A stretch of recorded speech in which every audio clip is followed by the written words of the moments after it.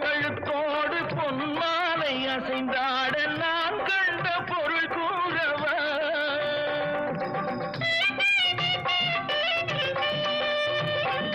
என் அண்ணாவை ஒரு நாளும்